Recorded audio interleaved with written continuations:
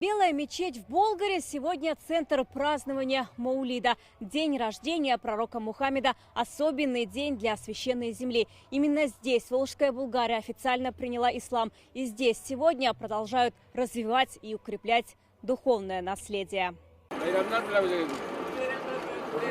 На Маулид в Болгар ранним утром приехали государственный советник Татарстана Минтимир Шаймиев и руководитель администрации Раиса Азгат Сафаров. Минтимир Шарипович отмечает, на Маулид часто приезжает именно сюда. Возрождение болгарской священной земли было нашей миссией. Уже много сделано, но работа продолжается, говорит он.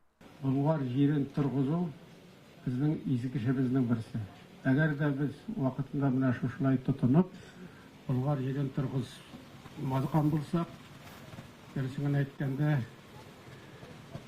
onun mana şuşunday bugungi kunda ig'tibori o'zimiz aşağıda ham shulay yo'q Rossiya hukumati tarafidan da anlashuv o'rtaq til tobuv yengil bo'lmas edi. Минтимир Шаймиев подчеркнул, большое внимание возрождению Болгара уделяет и федеральное правительство. Мусульманская община России играет большую созидательную роль в жизни страны, вносит значимый вклад в упрочение межнационального и межрелигиозного мира, в сбережение семейных ценностей и воспитание подрастающего поколения, не раз подчеркивал Владимир Путин.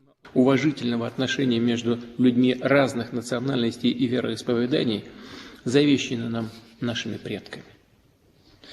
Но этим живым духовным наследием, опытом создания уникальной цивилизации мало просто гордиться. Конечно, мы вправе и должны гордиться этим. Минтимир Шаймиев отметил, Болгарская академия сегодня центр исламского наследия в России. Здесь он сегодня встретился с шакирдами, говорили о том, как развиваться, сохраняя духовные ценности.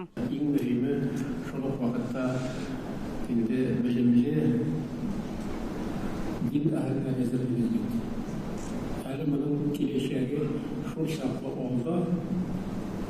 Yani bizim zor şişkelerimiz, bundan çıkan şakirtler, alimler, yani olan bütün Rusya'ya, İslam dünyasına, Rusya'ya. От имени своей семьи Минтимир Шаймиев подарил Академии 60 томов книг на арабском языке. Говорит, это было его давней мечтой. Знание – это душа ислама и опора религии.